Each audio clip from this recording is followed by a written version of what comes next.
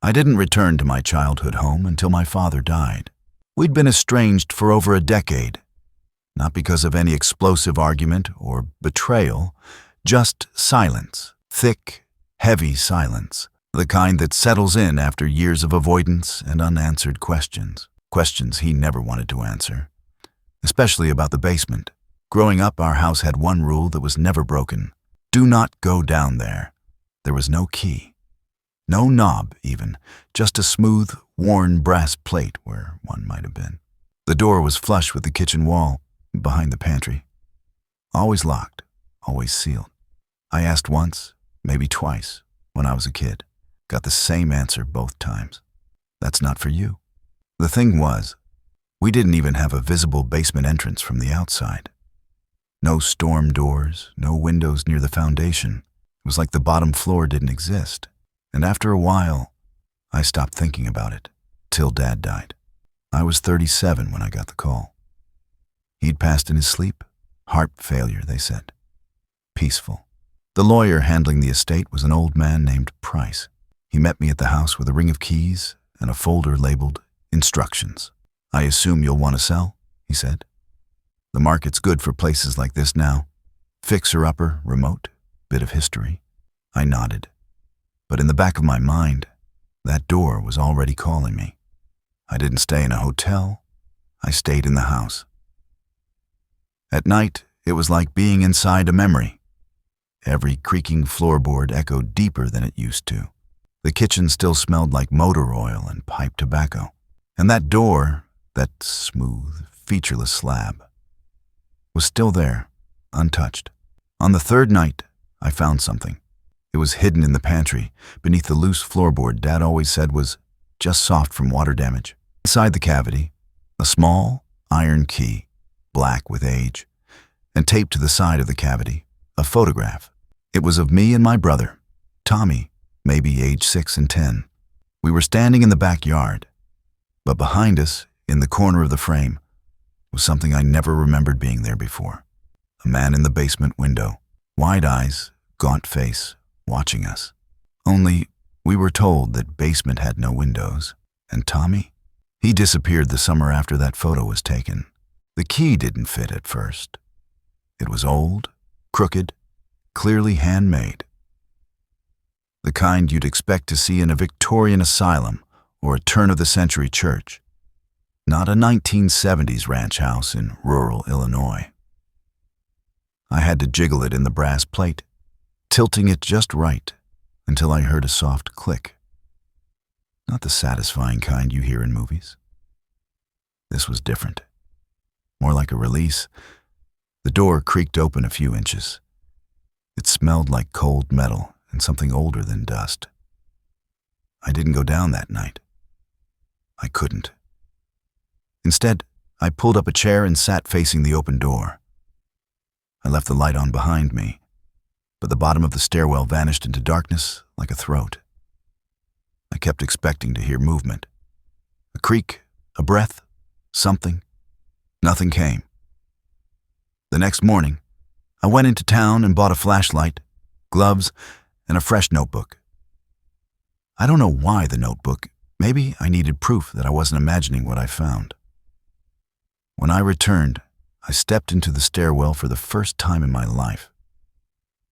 The air was dense, not musty, pressurized. Like the basement had been sealed for so long, it developed its own weather system. The steps were cement, narrow, and steep. The walls were unpainted concrete, covered in chalky fingerprints. I counted 12 steps. Then the floor leveled out into a wide-open room. But it wasn't empty. It was a workshop, half woodshop, half laboratory. Rusted tools lined the walls, and a single metal table sat under a flickering, fluorescent light. On the far side of the room was a tall wooden cabinet with padlocks hanging off both handles.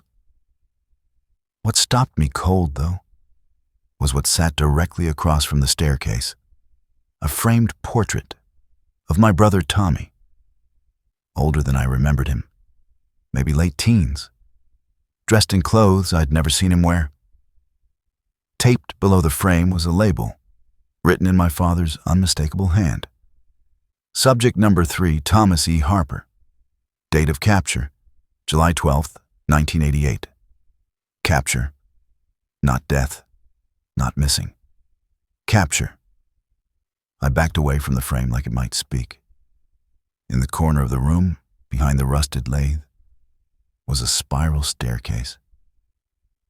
Descending deeper. I hadn't known there was a second level. This house didn't just have a basement. It had a sub-basement. And whatever was down there, my father had gone to great lengths to keep buried. I stood at the top of the spiral staircase for a long time, just listening. There was no sound coming from below, not even the hum of old appliances or pipes, just nothing. It was a complete vacuum of noise. You don't realize how rare that is until it happens. Even silence has a tone. But this was absence. I took one last look at the portrait of Tommy. He looked maybe 18, smiling slightly, but not with his eyes. The picture had that cold clarity of a passport photo. Staged, impersonal. What chilled me wasn't just how different he looked. It was the date. July 12th, 1988. That was 6 months after we buried his empty coffin. Dad insisted on the burial. Closure, he called it. But the casket was closed. I was only 10 then, too young to question what wasn't there. Now I wondered if we buried a box of rocks. I descended the spiral staircase slowly, one hand on the rail, the flashlight sweeping with the other. The walls changed from concrete to a metallic finish. Smooth. Industrial. The kind you'd find in a research facility or secure archive. At the bottom, the flashlight flickered. I smacked it once, and the beam steadied. The sub-basement opened into a long hallway. Narrow, clean, lined with steel doors spaced evenly apart. No windows, no handles. Just metal panels beside each with a small switch. The first panel read, Observation Bay 1A. Cleared personnel only. The hell had Dad been doing down here? I flipped the switch. The panel glowed green. A hiss of pressure released, and the door cracked open. Inside, a low amber light revealed a glass room, like a containment chamber. A simple bed, a desk, and a chair. Empty. On the far wall, written in marker, Don't trust the man in the other room. My breath caught. I checked the door across the hall. Same label, different number. Inside, a nearly identical setup. But this time, someone had scratched into the glass with a spoon or fork. We were all brothers until he changed. He? Who? I checked 3 more rooms. Empty beds, handwritten notes, old food trays. But the last door, at the far end, wasn't labeled at all. Just a triangular symbol etched into the panel. No switch, just a keyhole. And something was behind that door. I didn't hear it. I felt it. Not movement, not breathing. A presence. Something still there. Waiting. I didn't sleep that night. I sat upstairs in the kitchen, every light on in the house, the basement door shut and locked again. Not that I thought a key would stop whatever was behind that last door. It wasn't fear that kept me awake. Not exactly. It was the feeling that my entire childhood had been staged. The next morning, I went looking for answers the only place I hadn't searched. My father's office. It was still just as he left it.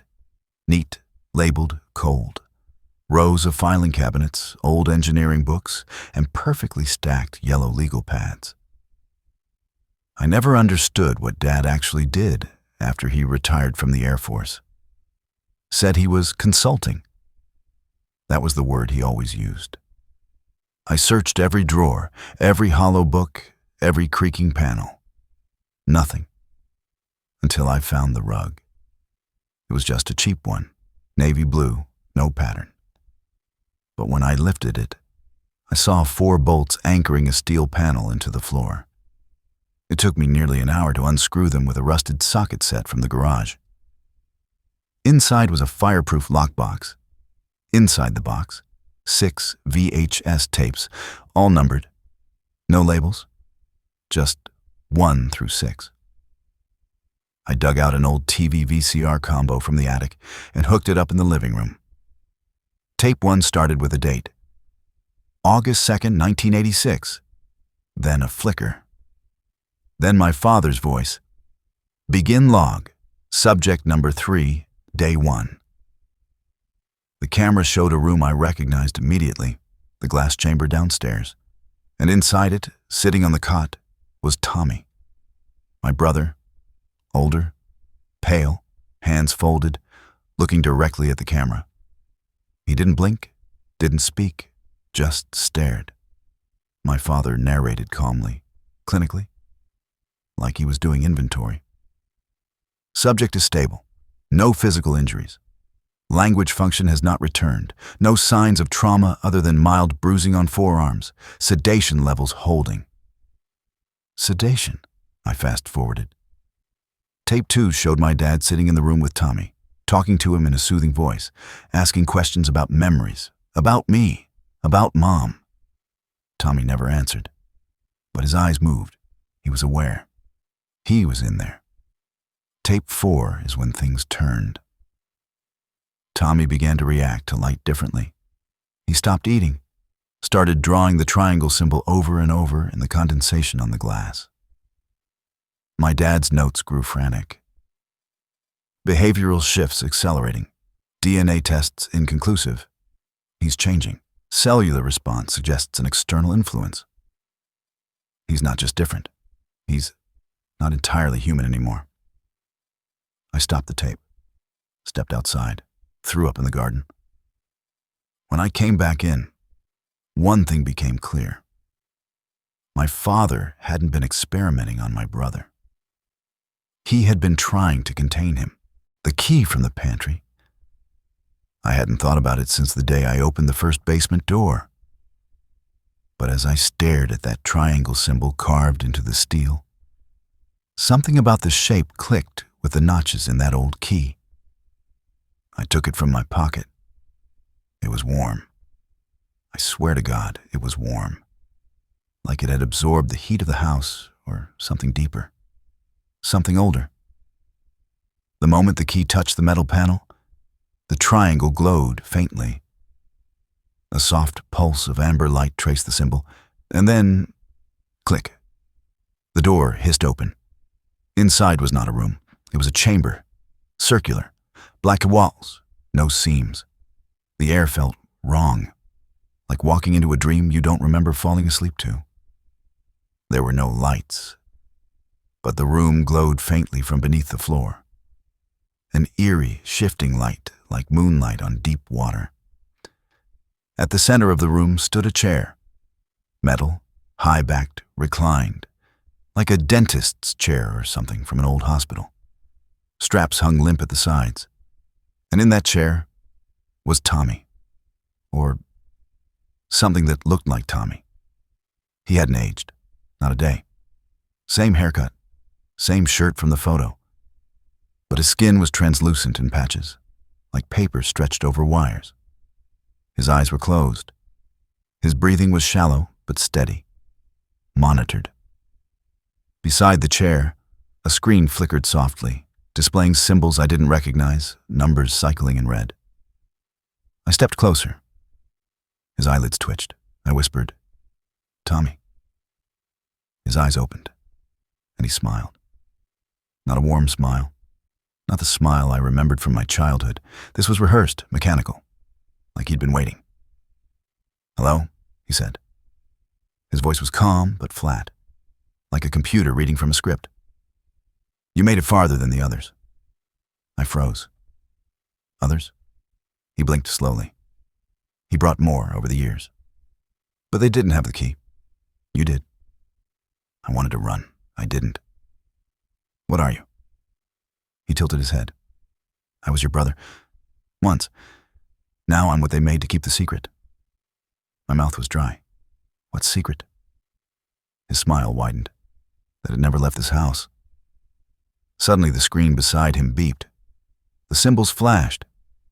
He looked up toward the ceiling, or above it. "They're coming now," he said. "They know you opened the door." Then he looked right at me. "But you can still end it."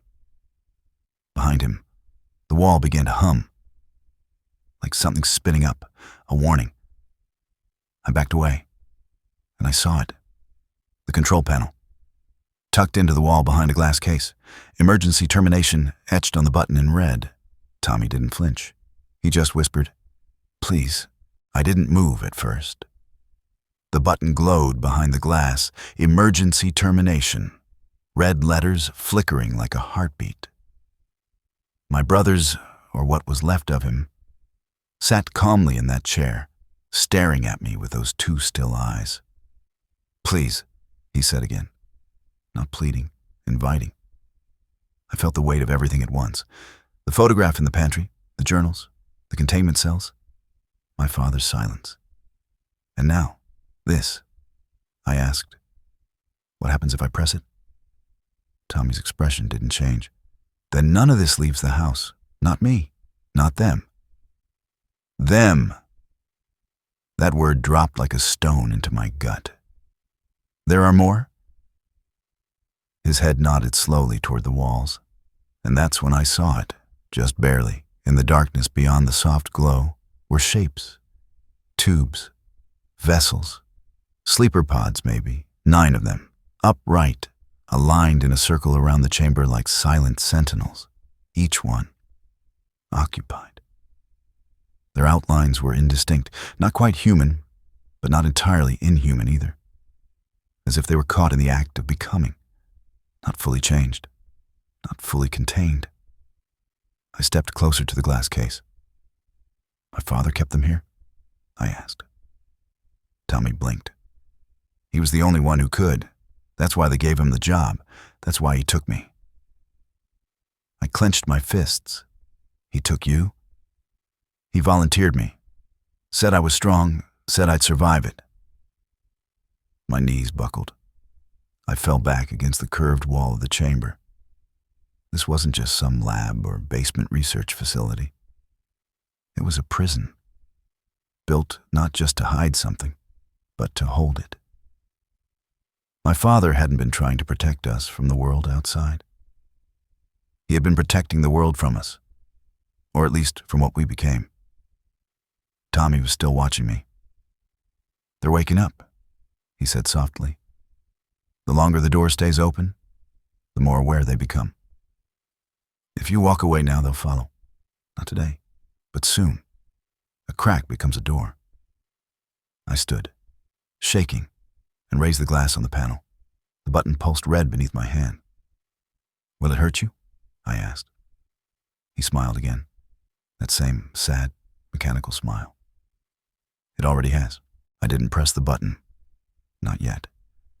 My hand hovered over it, trembling like it belonged to someone else. Every instinct screamed, "Do it. Shut it down. Seal the door. Burn the whole house to the ground if I had to." But something stopped me. Tommy was still watching me, calm, unmoving, like he already knew what choice I'd make. "Why now?" I asked. "Why wait until I came back?" "Because you're the last," he said. He nodded to the far wall where the pod sat silently, glowing with that pale aquatic light. One of them, the closest, was now leaking steam. A soft hiss echoed through the chamber, like an exhale after a long sleep. "Dad kept it all locked down," Tommy continued. "But when he died, the security failed. He never trusted anyone else with the codes." "So, how are they still contained?" "They weren't, fully, just dormant. But now the system is failing. You're the only one with the key. That makes you the failsafe." I didn't want it. I never asked for any of this. I could have stayed away, sold the house, walked out without ever knowing what lay beneath. But curiosity is a kind of inheritance too, isn't it? I looked back at the button. If I press it, will it destroy the pods? Tommy answered without hesitation. Yes, the chair is connected to the network. I'm the last control node. And you? I go with him. I couldn't speak because I finally understood what my father had done. He hadn't saved Tommy. He had sacrificed him, turned his own son into a living firewall against whatever those things were. Tommy wasn't just a prisoner, he was the lock. A screech echoed from one of the pods. Steam burst from the seal. Inside the glass, something twitched. Not a person, not exactly. A silhouette that looked vaguely human in proportion, but too long, too wet. Tommy's voice cut through the sound. There's not much time. Once one gets out, there's no going back. You don't need to forgive him. Just finish it. I looked at him, really looked at him. The brother I lost at 10. The ghost in the photograph. The thing I wanted to believe was still in there. And maybe, in some strange, inhuman way, still was. I'm sorry, I whispered. He nodded once, and I pressed the button. When I pressed the button, the lights dimmed. First in the chamber, then in the hallway, then, one by one, across the house above. As if the entire structure had been wired into that single moment of surrender. The control panel flashed. Termination sequence initiated. Containment seal failure. Irreversible. Purge in 90 seconds. Tommy didn't scream, didn't flinch. He just closed his eyes, like someone finally being allowed to sleep. The pods began to shake, not violently, but rhythmically, like something was trying to hold on even as the temperature dropped. Frost crept across the walls. My breath fogged the air. I ran. Up the spiral stairs, through the workshop, past the portrait with my brother's fake smile. The basement door was heavier now, like it didn't want to let me go. But I shoved through and collapsed into the kitchen, gasping. Then came the low hum, a deep, guttural vibration from below, followed by a pop, then another, then a muffled explosion, not concussive, but final, like a vacuum seal being broken, followed by a long, sighing exhale from beneath the floorboards. And then, silence. True silence. I stayed on the floor for hours, or maybe just minutes. Time does strange things when you realize the person you used to be has been shattered, replaced by someone who knows too much. That night, I slept on the couch with a key in my hand. The next morning, I went back down. The sub-basement was gone. The spiral staircase ended at a cement wall, smooth, seamless, as if it had always been that way. No pods, no chair, no control panel. Just dust and the faint scent of ozone. I searched the workshop. Tommy's portrait? Gone, replaced by a cracked mirror. And when I looked into it, I didn't recognize myself. I left the house the next day. Didn't sell it, didn't burn it. Just locked the door, buried the key under the old elm tree, and walked away. I don't expect anyone to believe this. I'm not even sure I do. But sometimes, when I wake up too early and the world is too quiet, I remember what Tommy said. You're the last. And I wonder, was the house really sealed? Or did it just move on to the next brother? Thank you for spending this time with me. If you enjoyed the story, give it a like and don't forget to subscribe so you don't miss the next one.